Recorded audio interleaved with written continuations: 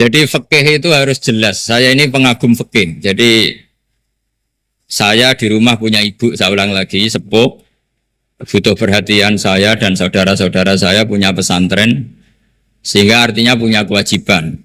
Ini sekaligus maklumat bagi yang ingin ngundang supaya ngukur dosa ndak yang ngundang Gus itu. Bukan kebaikan atau ndak, tapi dosa apa enggak gitu. Artinya bisa menggugurkan kewajiban secara fikih itu hanya kewajiban yang lebih apa? Besar. Kayaknya tidak akan terjadi kecuali temannya bapak saya atau pernah guru-gurunya guru saya. Misalnya Lirboyo, nanti Sakban ngundang saya dua. Begini ya, ini kan abahnya Ki Mas Bukin juga namanya Fakih, gurunya juga Ki Abdul Fakih. Saya berharap anak-anak Inkafa ini nekuni utamanya itu fikih. Fikih itu penting sekali. Kata Sayyid Ali yang Sohibu Simtid Durar itu, wabihi kiwamus syariah. Yang bisa mengawal syariat itu hanya fikih. Fikih itu ya kalau yang paling gampang tentu kita misalnya punya Fathul Qorib, Fathul Mu'in, Fathul Wahab. Tapi yang faham betul, mesti faham itu ngelotok setengah hafal. Jangan bawa kitabnya tok, sementing sekian semester terus selesai. Itu sama-sama dosa, itu dosanya ya dosa, mahasiswanya juga dosa. Karena sudah terlanjur sarjana agama, ternyata nggak bisa, itu kan mendingan ndak sarjana agama. Itu saya tak cerita sama Kiai Roba, itu ada fatwa Kiai, Kiai juga wali. Suatu saat ada penyanyi dangdut top terkenal di Indonesia itu. Itu nyanyi dangdut. Ya penyanyi ya dai. Entah itu hakikat entah majas tidak tahu. Itu Kiai itu fatwanya lucu. Kalau kamu datangi dia pas main dangdut, masih saya beri izin. Tapi kalau datangi dia pas pengajian itu tak larang kata. Kan santrinya jadi eskal. Ini pas pengajian dilarang, pas dangdutan kok malah dapat izin. Tapi bukan berarti halal ya, dapat izin. Dapat izin kan potensinya bisa karena dilarang lah ya tetap belerot. Terus suatu saat si santri ini setengah wali, tidak wali tapi setengah. Lama-lama itu memahami gurunya. Memahami gurunya ternyata sirinya begini. Kalau seorang penyanyi yang tidak pernah ngaji, kemudian ngomong agama, itu potensinya itu fadollu wa adollu, sesat dan menyesatkan. Tapi kalau dia sedang nyanyi dangdut, penyanyinya cowok loh, sama jangan bayangkan dangdut putri, enggak, itu cowok sudah tua lagi.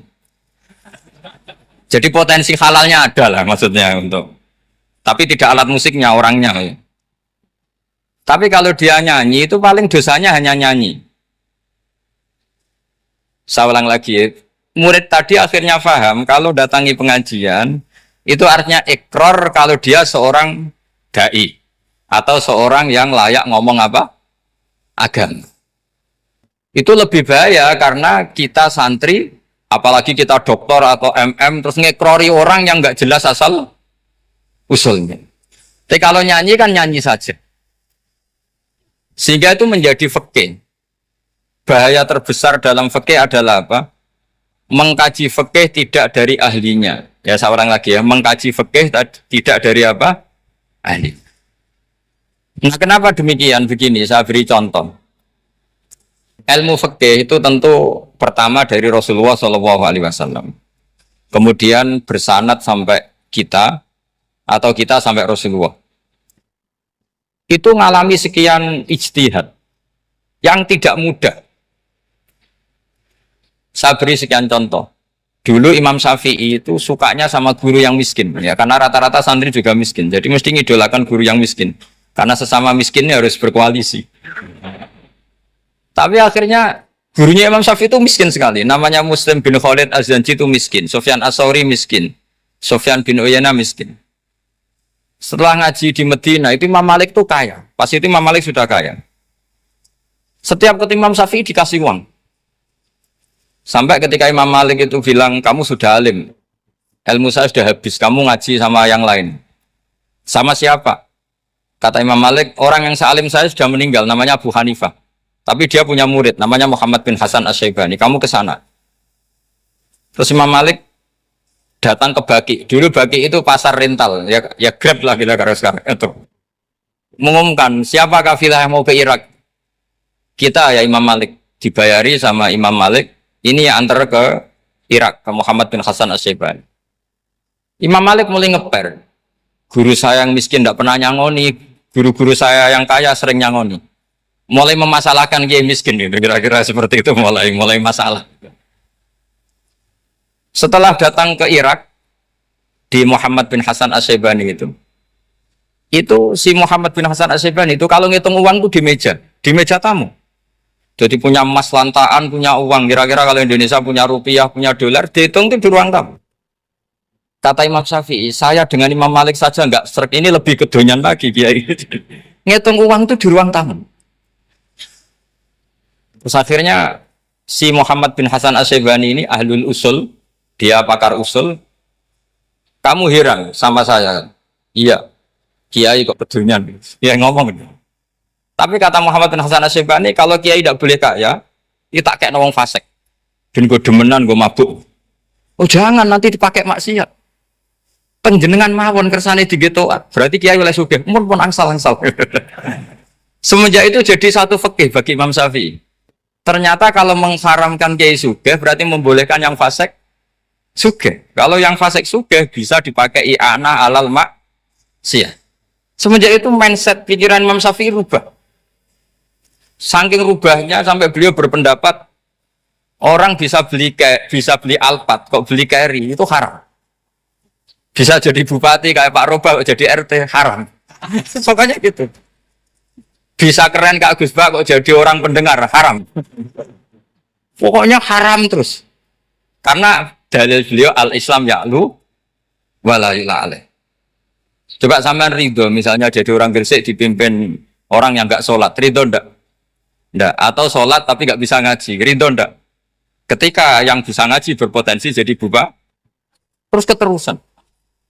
Karena Imam Syafi'i keterusan, ya umatnya keterusan. Akhirnya orang-orang Syafi'i itu politikus rata-rata. Ya, makanya sama jangan kaget sama Baruba.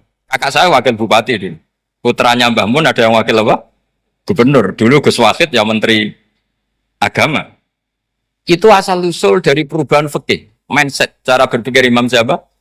Syafi'i.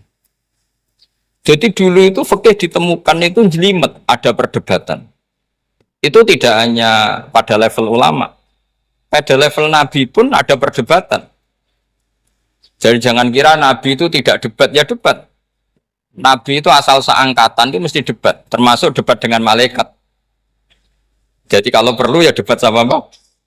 Karena malaikat itu kan lugu itu gak iso mikir.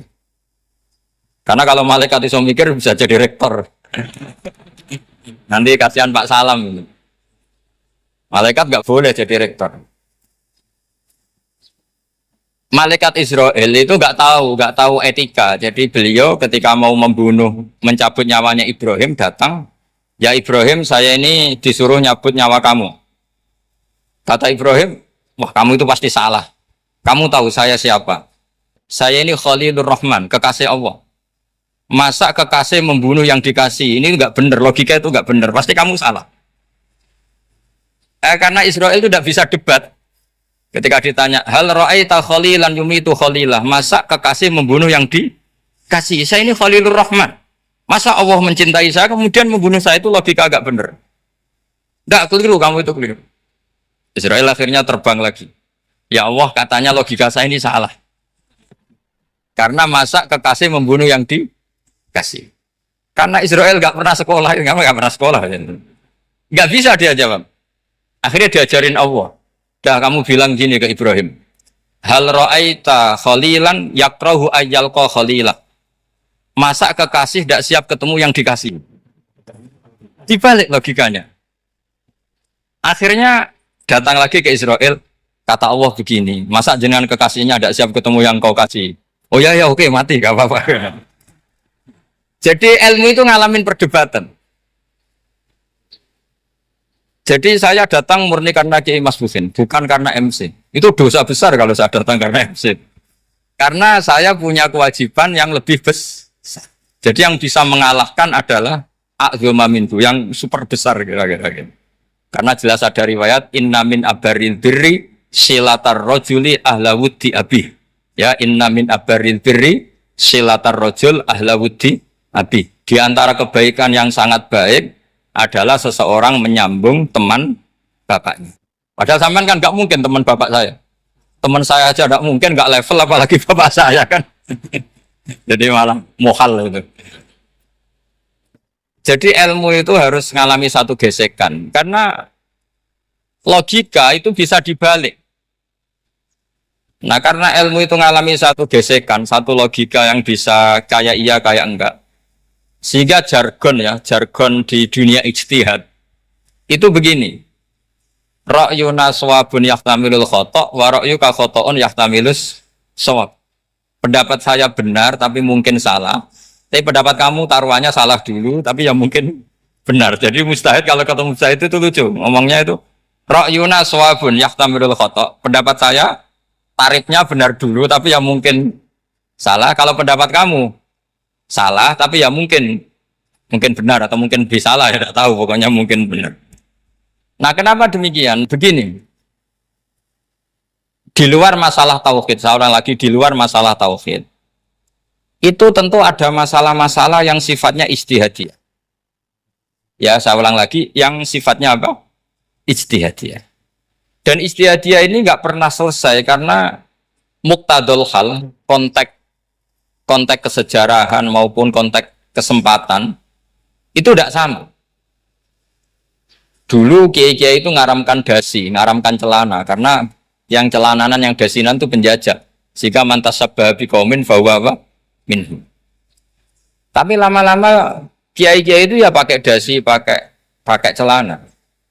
Ya karena dianggap sudah tidak mantas sabah biqaumin fahuwa minhum. Ini ngalami pergeseran.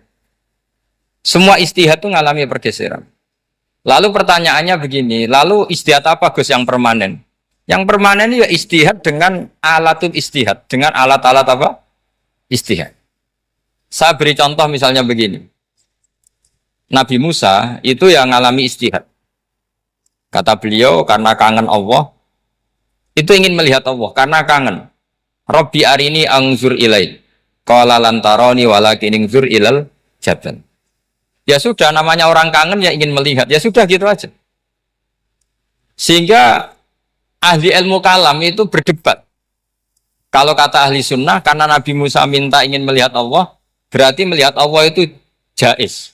Mungkin. Karena Nabi gak boleh bodoh meminta sesuatu yang mau hal. Maka antipatinya ahli sunnah terhadap pendapat Mu'tazilah itu antipati. Karena menurut pendapat Mu'tazilah, Allah itu qadim. Allah itu laisa kamislihi syai'un, sehingga gak bisa dilihat. Pertanyaannya adalah berarti Nabi Musa meminta sesuatu yang mau hal. Itu bodoh sekali sampai gak tahu mana mau hal, mana apa? Jaiz. Makanya kata Imam Ghazali, masa Nabi Musa yang Nabi gak tahu kalau melihat Allah itu mau hal. Sampai minta berarti nganggap itu jaiz atau boleh. Itu cara pandang orang-orang ahli sunnah apa? Wal jamaah. Tapi tetap saja sebagian ulama itu ya balelo, yang kayak Mu'tazilah itu ya balelo. Cara berpikir pokoknya itu karena kangen, bukan karena mungkin atau tidak mungkin. Jadi nggak mungkinnya tetap tidak mungkin. Terus mereka dalil la tudrikul absar wa huwa yudrikul absar. Nah sudut pandang ini akan terus.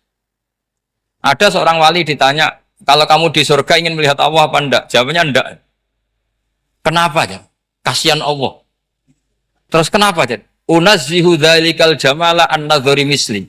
Saya tidak ridho Allah yang hebat, yang keren, kemudian sing delok terima aku wong gresik. Koyo gak ngergani pangeran. Sebenarnya sing delok Allah ben golongane Nabi Muhammad, Nabi Ibrahim, kowe ora usah ngilangi keren. Maksudnya itu. Jadi ada ulama itu jadi wali kalau sholat itu karena di soft belakang. Tapi jangan ditiru. Itu kan nggak lazim ya. Lazimnya kan afdhalus sufuf as-saful awal. Ketika ditanya, kenapa kamu kalau sholat di belakang? Cek GR koyok wani suwan pangeran gak ngarap. Aku sungkan, berarti gue gurih. Kalau sampean kan karena malas, bukan karena sungkan. Jadi itu artinya rasa ya. Makanya nggak bisa, nggak ada ijtihad itu tidak mungkin karena rasanya orang itu beda-beda. Itu Sayyid Abdul Al-Haddad itu kalau ngendikan masyhur. Man da'a li dzalimin bil baqa faqad ahabba ayyusawwa fi ardi. Orang yang mendoakan orang fasik masih hidup, gak mati-mati, itu berarti suka kalau Allah dimaksiati di buminya. Wong fasik kelakuannya rak maksiat, nak mbok dongakno mari. Itu berarti kamu ingin Allah didurakani terus menerus karena si fasik masih hidup. Tapi kalau Abu Hasan As-Sadili cara ngendikan gini, kalimatnya persis. Man ahabba alla yusawwahu fi ardi faqad ahabba alla tadhharu maghfiratuh. Orang yang ingin dunia ini steril, gak ada maksiat, maka sama saja berkeinginan tidak melihat luasnya maghfirahnya Allah. Sama-sama wali besar. Tapi cara pandang hubungannya dengan Allah seperti itu. Jadi mau tidak mau, istihad itu mau tidak mau. Makanya tidak usah dipertentangkan misalnya cara berpakaian, cara apa. Yang penting sesuai aturan Islam ya sudah. Karena ini urusan rasa. Urusan apa? Rasa. Itu Syekh Hasan Basri itu sering jagongan sama Robiah Hadawiyah. Itu secara fikih salah. Tapi pas itu ulama fikih ditanya, kenapa Anda tidak komentar terhadap dua wali besar yang sering ketemu? Andaikan semua santri seperti itu, akan saya halalkan. Karena nggak mungkin punya nafsu. Sehingga fikih dulu memang masih asli. Kamu lihat di takrib misalnya, lelaki melihat perempuan itu nggak boleh kecuali sekian alasan. Termasuk boleh itu li taklim karena mengajar. Atau lil muamalah. Lah ini yang mulai masalah. Ada warung kopi, penjaganya cantik. Santri-santri ngopi. Ini lil muamalah. kan kasus itu. Mau disalahkan tuh ada takbirnya. Mau dibenarkan ini jelas fasik kan, jelas fasik. Jelas fasik. Matanya sudah fasik sebelum itu ditambah itu, jadi fasiknya permanen. Nah pertanyaannya adalah, kalau kamu ngajar mbak-mbak, kemudian hafal yang cantik yang enggak, itu taklim li nazar apa nazar li taklim? Itu taklim apa modus? Nah. Makanya kalau ngopi cari bakul yang cantik, itu muamalah untuk nazar apa nazar untuk muamalah? Loh kalau saya ngopi dengan kirobah pasti halal. Karena begini, berjalan saja, bareng capek, nggak tahu itu warungnya siapa, terus berhenti ngopi. Kebetulan bakulnya cantik. Nah itu mungkin halal, karena kan saya tidak milih-milih. Ingin ngopi, kebetulan bakulnya cantik. Kalau kamu kan nggak apal daftarnya. Wah itu mesti haram itu, mesti haram itu. Karena berarti kan kamu menjadikan ngopi ini modus. Gue jagani nak takok pangeran. Gue kok nazar? Muamalah gusti muamalah. Itu mesti modus. Maka fikih itu harus dikawal oleh tasawuf. Kalau ndak, semua hukum fikih bisa diakalin. Makanya Imam Bukhari punya satu bab namanya Kitabul Khiyab. Bab mengkhilaf fikih. Beliau itu antinya sama Abu Hanifah itu luar biasa. Nggak ada ulama dibenci Imam Bukhari kayak Abu Hanifah. Masyhur. Untungnya beliau nggak menangi Abu Hanifah. Kalau menangi geger terus ini. Bisa faksul masail terus ini. Itu Abu Hanifah itu ulama yang suka khilaf. Khilaf itu ngerekayasa hukum. Misalnya begini, saya ini puasa agak lemes, ujian agak lemes, apalagi kiai serapati di duit, santri beling-beling lemes itu. Apa mangan itu kan, poso-poso kok mangan kan gak keren. Supaya saya bisa makan dan halal, saya bisa ngajak kiai robai ya jalan-jalan. Jalan-jalan nyari yang jarak 2 marhalah, ya sudah. Terus bisa makan. Kalau ditanya Allah kok makan? Musafir. Jadi bolehkah insya'us safar menciptakan pergi demi untuk supaya boleh iftar? Boleh enggak cara dunia? Coba kok enggak boleh alasannya apa? Kan pergi. Perginya juga enggak maksiat. Itu khilaf. Tapi Said Muhammad, Abu Yasin Muhammad, Muhammad bin Alawi, Said Muhammad, itu membela Abu Hanifah. Artinya membela jangan semua khilaf itu diharamkan. Karena itu cara, saya ulang lagi, karena itu cara untuk mengawal bahwa hukum Allah itu luas. Karena kalau nggak ada khilaf itu ya kita kesulitan. Kita kesulitan. Misalnya begini, ini penjelasannya, makanya kita harus sering mendengar. Saya itu dulu masih sangat fikih itu protes, kenapa ada poluan polisi wanita. Ikan itu kan pekerjaan cowok ya, pekerjaan pria. Tapi setelah mendapat penjelasan dari polisi itu alasannya masuk akal, Gus. Kadang-kadang orang nakal itu menyembunyikan narkoba itu di alat wanitanya. Itu kalau semua lelaki polisi kayak jenengan masalah itu. Sehingga memang harus ada polisi wanita karena sebagian pengedar narkoba itu perempuan dan menyembunyikannya di tempat itu. Kalau semua polisi cowok kan nggak kebayang. Sehingga kita akhirnya mendengar membolehkan polisi itu wanita. Ada wilayah yang harus wanita. Begitu juga ada pertanyaan, kenapa sih dokter kandungan itu cowok? Saya punya banyak santri yang muhibin saya itu dokter kandungan. Tak tanya, kamu itu kok cowok kok jadi dokter kandungan? Kan pekerjaannya seperti itu. Dia jawabnya lucu. Dari 10 yang tes jadi dokter kandungan, itu yang cewek itu lulus 2. Yang cowok lulus semua. Karena ketika cewek dites melihat ketuban pecah darah itu langsung pingsan. Sehingga yang secara psikologi dablek itu kan memang lelaki. Jadi serah wongnya sewakit santai. Kadang nggak lahir-lahir dinteni nang jopo rokokane santai. Itu kalau cewek yang jadi dokter kandungan itu nunggu jam 11, jam 4 sudah pingsan. Nah ini cerita, bukan berarti saya menghalalkan, enggak. Kita harus mendengar, saya ulang lagi, kita harus apa? Dan itu setelah mendengar, itu nanti jadi disiplin ilmu, yaitu namanya fikih. Saya berkali-kali cerita di mana-mana cerita, fikih itu harus dievaluasi. Karena ini masalah furu'iyah. Saya berkali-kali cerita di mana-mana cerita. Hukum berteman orang fasik gimana? Pasti orang jawab haram, karena takut ketularan orang fasik. Tapi kalau dibalik, hukumnya bina orang fasik gimana? Ya baik, umatnya Nabi. Bisa bina kalau berteman. Kamu bisa bina orang fasik tanpa berteman? Nggak bisa. Jadi kalau dibalik, hukum berteman orang fasik gimana? Haram. Hukumnya bina orang fasik? Baik. Bisa bina kalau berteman. Berarti berteman orang fasik?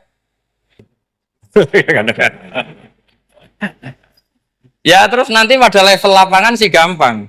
Kalau yang soleh membina yang fasik, dan yang fasik ketularan yang soleh, maka ternyata baik. Kalau yang soleh ketularan fasik, ya berarti ternyata buruk. Tapi kan hukum masa nunggu kenyataan, kan jadi nggak hukum.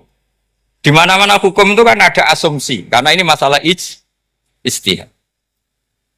Nah itu yang dilakukan para ulama kita. Jadi sampean harus mengkaji fikih secara detail, karena tidak hanya kita yang khilaf. Nabi-nabi juga khilaf dalam menentukan dakwah ilallah. Wali-wali kita kayak Abdul Hasan Asyadili sama Sayyid Abdul Al-Haddad itu juga khilaf. Imam Ghazali ya khilaf. Imam Suyuti itu kalau ketemu Al-Qastolani itu saling nggak nanya, saking nggak cocoknya. Masyhur itu. Jadi ulama ya ora cocok. Bedanya nak saiki perkara partai. Kalau orang gini enggak. Karena pakai asumsi. Pakai asumsi karena memang susah. Nggak misalnya memang tak bedai, tak beri yang di, nggak misalnya ada orang rukuk kemudian ngentut, itu sholatnya batal apa enggak? Enggak, jawab saja. Nggak, orang sholat kemudian pas rukuk kentut atau kelihatan auratnya, sholatnya batal apa enggak? Batal. Lah itu keliru nih sampean, itu salah dosennya mesti itu. Pertanyaannya gini, yang dikatakan sholat itu kan aqwalun wa af'alun muftatahatun bitakbir, muftatamatun bitaslim. Lalu ketika sampai ruku apa sudah namanya sholat? Jika kamu katakan batal, namanya sholat aja belum kok sudah kamu katakan batal.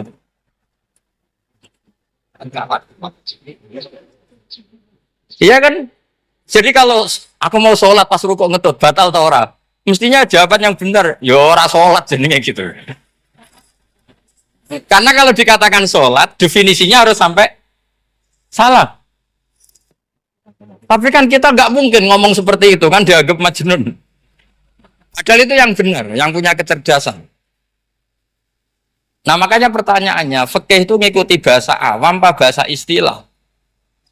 Kalau ngikuti bahasa awam ya kayak tadi, sholat kok pas rukuk kentut maka batal. Sebenarnya yang batal itu sholatnya apa rukuknya?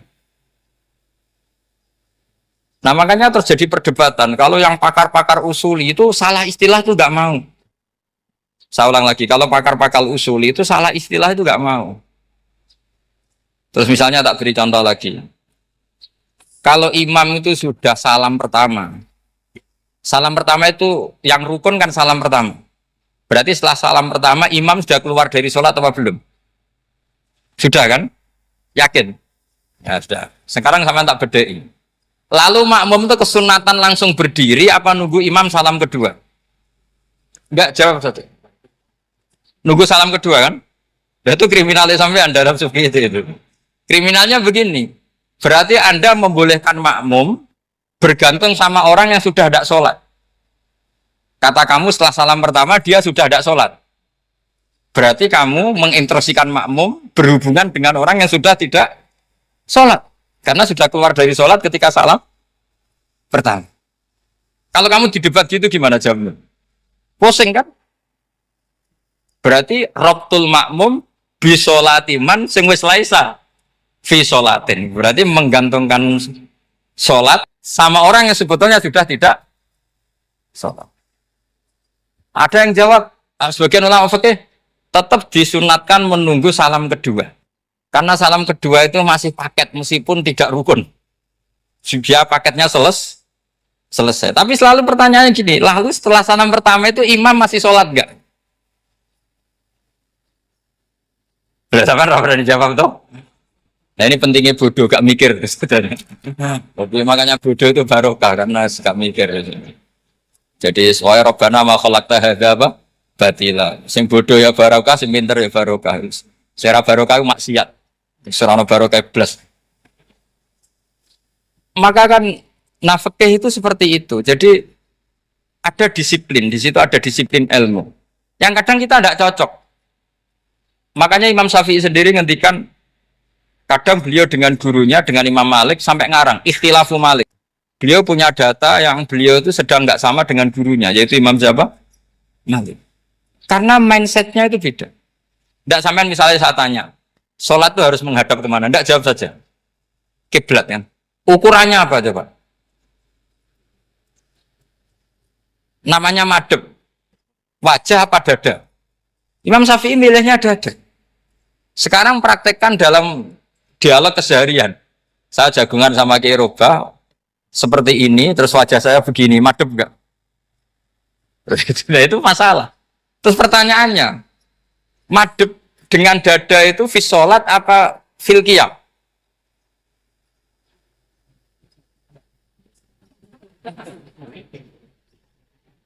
Loh enggak, kalau fis sholat pas sujud dada kamu madhep mana coba? Kamu enggak pernah mikir kan? Ya madhep pakai dada itu kan kalau berdiri, kalau rukuk sama sujud.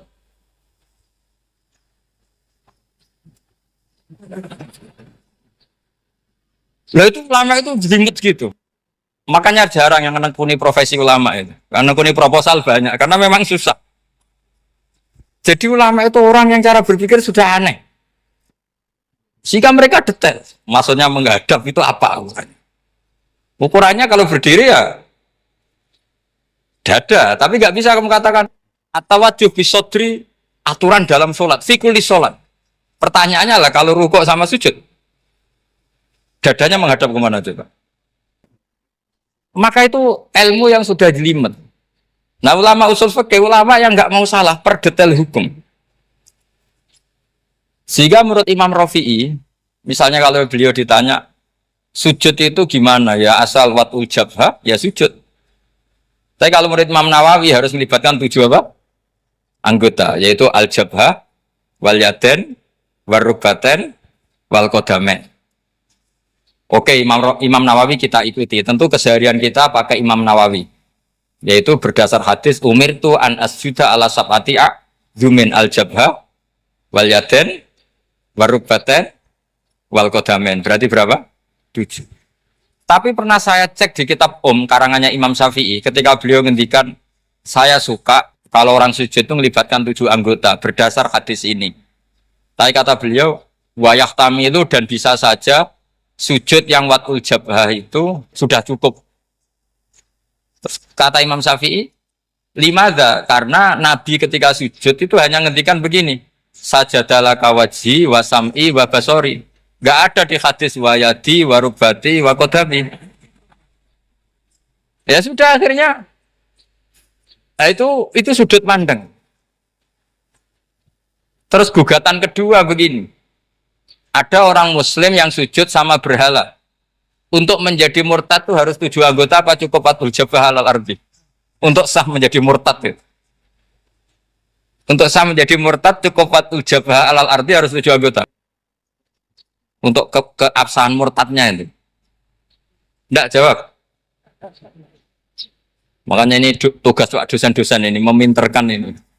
Karena namanya sudah faqih. Faqih itu ahli faqih yang detail namanya faqih. Kalau ini mutafaqih. Jadi bukan tafakuha tapi tafakuha, kayak tamarodon. Jadi wazannya nanti itu wal idhari ma laysa fil waqi'. Jadi ini bukan gojlok, ini memang marah saya ini. Jadi kalau sudah pakai gelar faqih harus faqih betul. Karena ilmu fikih itu sebetulnya gampang. Sampean kalau ngaji i'anah itu kelihatan fikih itu gampang karena ada logika yang terbangun. Misalnya begini, orang kalau tawaf itu disuruh agak jauh dari Ka'bah. Jangan sampai nginjak sadarwan. Karena sadarwan itu pondasi itu ikut Ka'bah. Kenapa begitu? Ya jenenge ra muteri Ka'bah, ide-ide Ka'bah. Jadi sebenarnya sederhana logikanya. Sing jenenge muter itu di luar itu kita muter. Nah kalau nginjak pondasinya namanya gak muteri Ka'bah tapi ide-ide Ka'bah gitu. Ya jadi sederhana sebetulnya ya masuk akal. Jadi fikih itu nggak ada yang iskal sebetulnya masuk akal. Tapi karena kita nekuni itu tidak serius, maka terus jadi paradok. Saya beri contoh lagi ini sebagai penghormatan saya sama Kiai Mas Bukin karena ini sudah namanya fakih. Kalau ada ayam jago ditabrak truk, terus kejet-kejet, adekan dibiarkan pun mesti mati karena gerakannya sudah harokatul masbuh. Terus kamu sembelih, itu halal apa enggak? Enggak jawab, ayam jago loh. Kalau kamu katakan halal, dia sudah tidak punya hayatun mustaqirroh, kehidupan yang permanen. Andai kan kamu biarkan pun 1 menit lagi meninggal. Kejet-kejet kan mau prosedur saja. Maksudnya pantasnya mati yo kejet-kejet sih, tapi sebetulnya sudah pasti mati. Maka ini ada 2 ulama. Kalau kata Imam Malik tetap namanya halal. Karena ruhnya masih di situ. Sehingga ketika kita nyembelih, ya nyembelih hewan yang hidup. Yang namanya nyembelih itu pokoknya mematikan yang punya ruh. Sementara saat itu rohnya masih di situ. Meskipun 1 menit lagi pasti mati. Tapi kalau mazhab Syafi'i enggak, ini sudah harokatul masbuh. Tidak punya hayatun mustaqir. Sehingga dalam perdebatan ulama fikih itu lucu, kadang ya gampang mangkel no.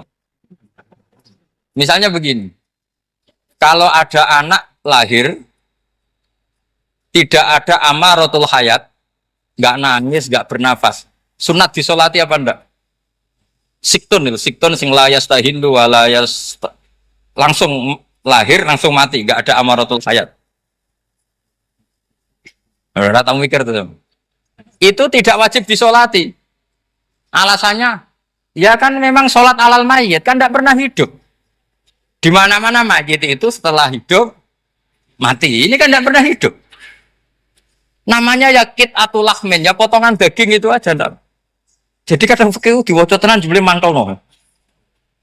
Terus ketika di kitab Minhajul Thalibin itu, kalau kamu keluar mani itu wajib mandi enggak? Wajib kan? Kalau keluar mani inzal itu kan wajib mandi. Nah kenapa nifas atau wiladah keluar bayi? Kenapa ibu-ibu kalau keluar bayi wajib mandi? Alasannya lucu. Li'annal walad maniyun pun akidun. Ini kan wis mani cuma mengkristal. Jadi kadang fikih mangkel. Apa ya? Sembrono gitu masuk. Mosok wajib mandi wiladah itu karena apa? Li'annal walad maniyun mun akidun. Niku mani sing wis mengkristal. Mani sing wis jelalatan lah lahir nangis macam-macam. Jadi ternyata karena kenapa fikih butuh alasan? nyari hadis tentang keluar anak mandi itu nggak ada yang sorry. Yang ada adalah tentang inzal. Innamal ma' minal. Akhirnya dicari-cari, ternyata walat itu maniyun munakid. Nah ini problem fikih. Sampean harus siap dengan pelajaran seperti ini. Meskipun sampean mungkin wong priayi, tapi ini ilmu. Ya, saya ulang lagi, ini ilmu. Sehingga ulama itu mau tidak mau harus mau mendengar. Karena logika yang terbangun itu nunggu kalau mendengar kayak tadi. Nabi malaikat Israel baru sadar, masa kekasih bunuh yang dikasih masuk akal. Iso mikir juga Israel. Kalau sama sampean sih nggak nerima tetap selonang-selonang ini masalah Ibrahim Khalilur Rahman. Sehingga kita di alasan fikih itu harus kita dengar. Saya dulu itu, saya sampai sekarang itu sama kalau bayi lahir masih sudah berbentuk bayi, saya sendiri berpendapat sebaiknya disolatin. Kalau sudah berbentuk bayi, meskipun tidak nangis, tidak ada amaratul hayat. Kan yang digugurkan itu wajibnya, bukan masalah boleh dan tidak. Itu banyaklah perdebatan ulama di bab itu. Saya beri contoh lagi perdebatan ulama. Ini contoh-contoh fikih karena ini khusus penghormatan status fakih tadi. Itu kalau ada orang mati jenazah itu. Jenazah itu kalau sholat, itu kan umumnya jenazah di depan, kita nyolati di belakang.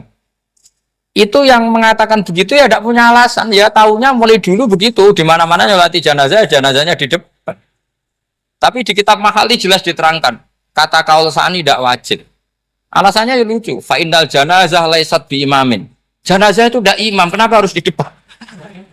Kan kacau kan? Lo coba alasannya di depan apa? Dia ada imam kok.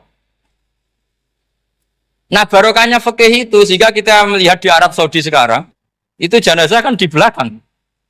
Tapi kita tetap nyolati apa? Mayit. Kalau di Arab Saudi musim haji, itu jenazahnya di kamar mayit, tapi kita nyolati. Itu satu-satunya takbir ya tadi, fa innal janazah laisat bimanzilatil imam. Tapi jangan praktekkan, nanti dia kepaliran sesat. Saya hanya cerita ilmu, jangan dipraktekkan. Kalau dipraktekkan masih jadi aliran sesat. Ngono jenazah ning mburi mame mbok ngarep aliran sesat. Sebetulnya bukan sesat. Uji coba fikih. Ya karena tadi fa innal janazah laisat bimanzilatil. Bukti lagi kalau sampean sholat ghaib.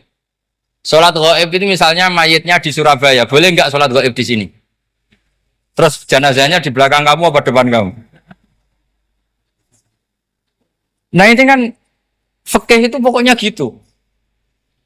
Makanya standar furu'iyah itu susah. Karena perdebatannya itu mirip-mirip. Kayak iya, kayak tidak, kayak.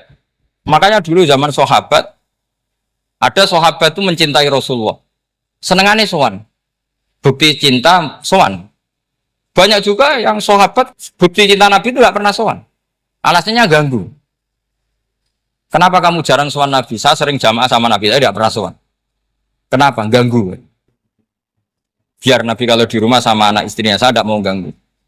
Makanya saya termasuk kiai yang gak pati seneng disowan. Karena ya itu tadi. Kalau ngulang seneng saya, kalau disowani biasa saya.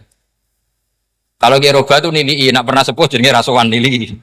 Jadi beda, saya sering ditilii kiai sepuh. Tapi bahasanya tentu tidak sowan, tapi nopo nilai. Kalau sowan itu banyak. Ketika Rasulullah wafat, itu separuh sahabat hampir mayoritas, ya Rasulullah kita semua ingin kita dulu yang meninggal karena engkau begitu penting. Maka jangan meninggal dulu, kita yang meninggal. Kalau kita yang meninggal itu gak apa-apa, tapi kalau engkau penting, jangan meninggal. Tapi ada saja sahabat, tidak seperti itu. Saya suka Rasulullah meninggal dulu. Alasannya masuk akal. Biar Allah menyaksikan saya kama usaddikuhu hayyan usaddikuhu maitan. Allah biar menyaksikan saya iman kepada Nabi ketika masih hidup. Dan saya buktikan setelah mati pun, setelah meninggal pun, setelah wafat pun, iman. Jadi ternyata baisnya itu supaya orang tahu bahwa iman kita kepada Nabi itu iman yang super. Jika ketika beliau sugeng ya kita iman, setelah wafat juga kita iman. Kai usaddikuhu maitan kama usaddikuhu hayyan. supaya saya mentasbihkan beliau setelah meninggal sebagaimana kita mentasbihkan beliau saat masih hidup. Dan ternyata Allah ridho dengan perkataan sahabat itu. Kenapa Allah ridho? Karena menjadi pelajaran bagi orang-orang yang ditakdir gak menangi Rasulullah Shallallahu Alaihi Wasallam. Tetap mereka iman. Jangan kayak setan. Setan itu kurang ajar betul kalau iblis itu. Masyhur itu. Iblis itu nangis-nangis neng Nabi Musa. Iblis itu takutnya sama Allah itu luar biasa. Sampean kalah. Iblis itu setiap ketemu malaikat karena dia ngerti alam gaib, mesti apa itu? Kama sali syaitani isqala lil insani kfur falamma kafara qala inni bari'um minka inni akhafu wa rabbal alamin. Jadi setan iblis itu paling sering bilang inni akhafu wa rabbal alamin karena iblis itu tahu surga, tahu neraka, tahu kekuasaannya Allah. Jadi takutnya sama Allah luar biasa. Makanya setiap dia mengajarkan kekafiran, setelah orang itu kafir gimana? Inni bari'um minka inni akhafu wa rabbal alamin. Saking takutnya sama Allah, suatu saat iblis ini datangi Nabi Musa. Karena tahu Nabi Musa itu kalimullah. Orang yang bisa komunikasi langsung dengan Allah. Ya Musa, ya kalim Allah, saya ini makhluk. Saya takutnya sama Allah luar biasa. Tolong rayukan Allah supaya nerima tobat saya. Karena dirayu terus lama-lama Nabi Musa bilang, oke, tak rayukan Allah. Sama Allah. Karena Musa kekasihnya, ya Allah, iblis itu ingin tobat. Tolong dikasih hak tobat. Kata Allah, oke.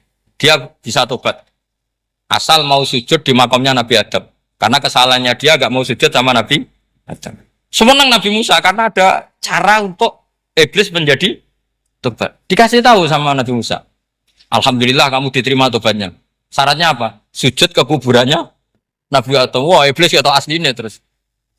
Asjuduhu maitan wa qatla asjuduhu hayyan. Zaman urip aku ora gelem, apa wis mati. Oh, dasar setan itu. Zaman urip aku ora gelem, wis mati kok kon sujud. Kumat maksudnya terus ya sudah terus sampai sekarang akhirnya. Kalau sekarang sudah tidak mungkin lagi karena nggak ada Nabi Musa sih. Jadi ijtihadnya sahabat melihat wafatnya Rasulullah itu beda-beda dan ternyata semuanya diridhoni Allah. Karena ternyata yang suka Nabi wafat dulu adalah ingin supaya umat Islam tetap mencintai beliau. Iman sama beliau, tasdik sama beliau, sebagaimana tasdik zaman Sugeng. Makanya kita harus mencintai guru-guru kita. Uhibbuhu maitan kama uhibbuhu hayyan. Saya sampai sekarang itu ya merasa Mbah Mun itu tidak meninggal. Saya masih merasa kalau bapak saya tidak meninggal karena kita mencintai beliau-beliau ketika hidup dan ketika wafat itu sah. Karena beliau-beliau sama kita juga seperti itu. Rasulullah itu ketika mendekati wafat, ya bahasa halusnya intaqala ila rafiqil a'la. Itu Nabi kalau ngedikan tuh rileks sekali. Hayati khairun lakum wa wafati khairun lakum. Cong aku nak uripku ya apik. Engko nak aku wis kapundhut ya apik. Fa amma hayati fali asunna lakum as-sunnah. Sebagian riwayat fa innakum tuhadditsuna anni wa uhadditsu ankum. Kalau saya masih hidup, saya bisa mengajarkan kamu sunnah. Mengajarkan kamu tradisi-tradisi yang benar. Dan ketika aku mati, ketika aku sudah wafat, maka saya jejer Allah, kata Nabi. Saya berdampingan dengan Allah, maksudnya dekat Allah. Tentu bila Kevin walan hisor.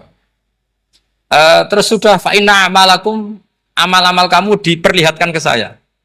Berhubung saya sudah dekat Allah, kalau amal kamu baik, saya muji Allah. Kalau amal kamu buruk, saya langsung mintakan ampun kepada Allah. Jadi Nabi rileks sekali. Artinya saya hidup bagus karena bisa ngajarkan kamu as-sunan wa syara'i. Kalau saya wafat karena saya dekat Allah. Kalau kamu baik saya muji Allah, kalau kamu buruk saya mintakan ampun kepada. Guru-guru kita juga seperti itu. Justru setelah wafat beliau-beliau punya kesempatan dekat sama Allah, dekat sama al-malail a'la sehingga mendoakan apa? Nah, terus kata Said Muhammad, wala taqulu lima yuqtalu fi sabilillahi amwat. Kamu jangan pernah berkeyakinan atau berpendapat atau berkomentar kalau orang-orang yang mati fi sabilillah adalah berstatus apa? Mati, amwat. Kalah. Terus kata Said Muhammad, hadza li amati syuhada. Ketentuan ini bagi umumnya syuhada. Artinya gini, umumnya syuhada saja tidak berstatus amwat. Apalagi hadza Rasulullah sayyidus syuhada, sayyidul anbiya, sayyidul mursalin, tentu tidak pernah berstatus amwat. Ya saya ulang lagi ya, jadi zaman cara berpikir mati syuhada, syuhada yang umum saja berstatus hidup, tidak boleh distatuskan amwat. Apalagi Rasulullah itu sayyidus syuhada, sayyidul anbiya. Maka status beliau pasti hayyun la yamut, pasti beliau itu hidup tidak.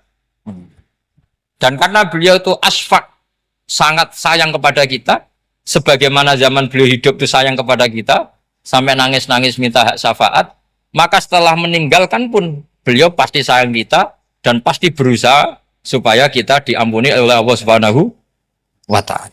Sehingga ada sahabat yang tadi berpendapat, kalau saya nggak masalah Nabi wafat dulu, supaya Allah menyaksikan saya usaddiquhu maitan kama usaddiquhu hayyan. Jadi ini cerita ya, cerita sudut-sudut pandang. Jadi saya mohon kalau mengkaji fikih itu harus detail. Minimal takrib itu setengah hafal. Supaya konstruksi ilmu itu utuh. Dan sama lagi konstruksi ilmu itu. Karena ilmu itu mesti ada yang apa ya? Ya rodok setengah salah itu, tapi disalahno ora kena. Ndak sampean tak bedheki, nak pancen bener langsung tak angkat jadi rektor. Nak bener tuh. Coba rukun sholat pertama itu apa coba? Rukun sholat pertama. Niat. Niat sama berdiri dulu man. Ayo niat dulu baru berdiri, apa berdiri dulu baru niat? Nah, berarti niat sama berdiri dulu mana? Rubah kan? Artinya kita mau bilang tartib urutannya niat berdiri takbir gak bisa. Yang dikatakan niat itu apa? Qasdus syai' muktaronan bifi'lihi. Berarti niat sama takbir harus bareng apa urutan? Bareng. Terus dengan qiyamnya urutan apa bareng? Bareng apa urutan? Loh enggak, kalau urutan berarti takbir dulu duduk baru berdiri. Nah maka seperti ini itu mau tidak mau kita salah. Dikatakan tartib ya salah, dikatakan serentak ya salah. Cuma karena kita bodoh, gak tahu mikir itu, alhamdulillah kan di situ itu. Lu coba niat sholat, niat takbir qiyam dulu man.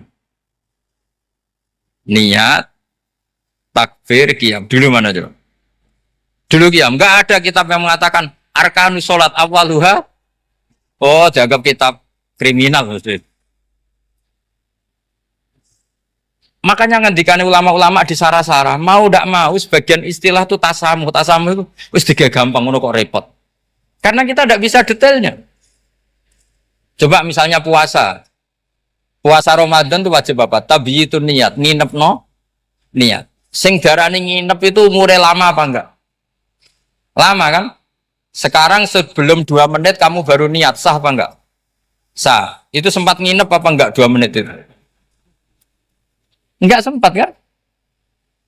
Jadi ilmu itu, makanya kata ulama-ulama, pokoknya ilmu itu mesti ono unsur tasamuh. Tasamuh itu yes, tiga gampang. Apa? Tiga gampang. Misalnya Imam Syafi'i berpendapat, mashu ba'dir roksi. Itu kata beliau, walau sya'rotan fi hadir roksi. Meskipun satu rambut asal masih di wilayah kepala. Tapi kalau rambut itu dikeliwir, dibasuh di sini enggak sah. Karena sudah keluar dari batas apa? Kepala. Imam Syafi'i cara berpikir kan, yes ini jenenge basuh sirah. Tapi cara Abu Hanifah enggak. Ya enggak, yang namanya megang kepala itu ya minimal 1/4. Masa gitu dikatakan megah. Lalu ulama usul fikih itu berdebat. Sesuatu itu sesuai masodaknya. Masodak itu yasduku alaihi kadza, yaitu ini tadi saya cerita ke Ibu Khin tentang ngaji Jamul Jawame. Ini ilmu yang di Jamul Jawame. Sesuatu itu ukurannya mayasduku alaihi kadza apa dengan takrif definisi. Misalnya gini, sholat itu batal dengan makan. Kalau kamu sholat makan batal enggak? Enggak, jawab saja. Batal. Itu satu upo apa satu piring? Enggak, jawab saja. Satu upo sudah batal. Sekarang bab makan di ngurmat tamu. Cong tamuku keimangan. Iku sak upo apa sak piring? Nah ini kan tidak fair, di bab tamu makan satu piring tapi di bab sholat Satu upo. Maka pertanyaannya, lalu penamaan sesuatu itu berdasar masodak, mayasduku alaihi ismu kadza, atau berdasar uruf?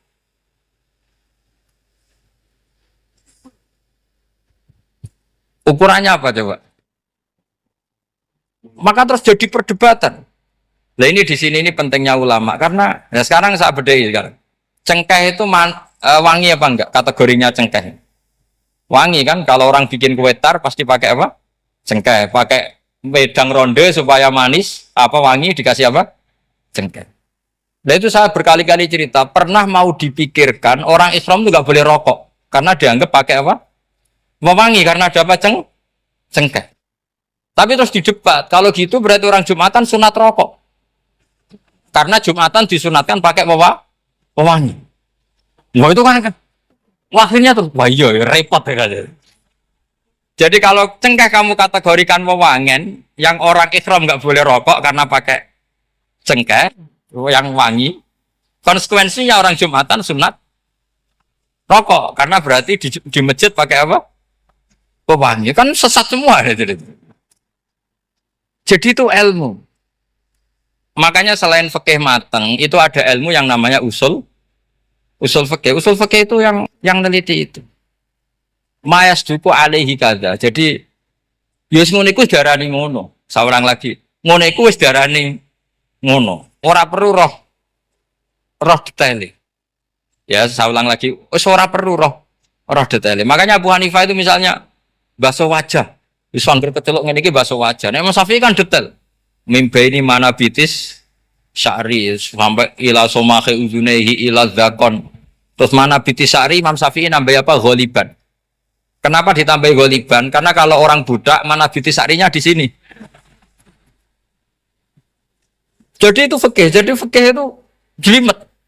Padahal kita ini nggak pernah berpikir secerdas Imam Syafi'i, tapi akhirnya ya mikir juga. Agak ditambah ghaliban, mana bitis syarinya orang budak kan? Sini. Terus sekarang perdebatannya, orang budak basuh Masrur Roksi di sini sah enggak? Karena tadi itu wajah apa kepala kan gitu kan. Kan jadi bingung gitu. Ya makanya ini mukadimah saya supaya sampean apa lebih disiplin belajar apa? Fikih dan setidaknya didiskusikan lah kitab-kitab Minhajut Thalibin atau kitab-kitab Mahali. Karena di situ nanti ada perdebatan. Dan perdebatannya itu indah sekali kayak tadi. Ada yang mengatakan jenazah harus di depan, tentu dalam kondisi normal. Kita ingin jenazah itu di depan. Tapi ada kondisi itu tidak normal kayak di Masjid Haram. Lalu solusinya gimana? Ya kita ngikuti kaul sani, fa innal janazah laisat bimanzilatil imam. Jadi kalau di sini normal ya sudah kita sholat ya normal aja lah. Masa jenazahnya di belakang kamu sholat? Nanti jenazahnya iri. Sekali-kali di depan aja kok gak boleh gitu. Malah jadi repot nanti. Jadi karena apa ya? Kalau kita mengkaji tidak panjang, itu bahaya.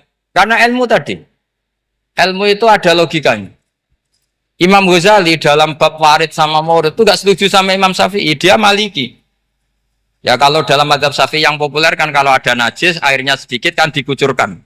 Supaya al-ma'u itu warid. Kalau warid punya kekuatan menghilangkan. Tapi nggak boleh najis diletakkan di bejana yang ada airnya. Airnya namanya maurud. Tapi Imam Ghazali dalam hal itu ngikuti Imam Malik. Nggak ada bedanya warid sama maurud. Karena logika Imam Ghazali gini. Misalnya ini ada najis. Ya mik ini ada najis di sini. Atau sarong lah. Contoh paling gampang kan sarong. Ini sarong, najisnya di sini. Kamu kucuri. Ketika kamu kucur, air yang lewat ini kan tidak ada dua kola. Kemudian ketika terkena najis, mutanajis kan? Kalau dia sudah mutanajis, dia punya kekuatan menghilangkan najis apa enggak? Enggak kan? Karena dia sendiri berstatus mutanajis. Artinya begini, meskipun ini disorno, itu bukan berarti najis enggak campur. Nah terus sampean misalnya bantah, tapi kucurannya wakil, terus nanti semua tersisa hilang. Ya kalau gitu nggak ada masalah kan, pertanyaannya kan karena banyu itu satu ciduk.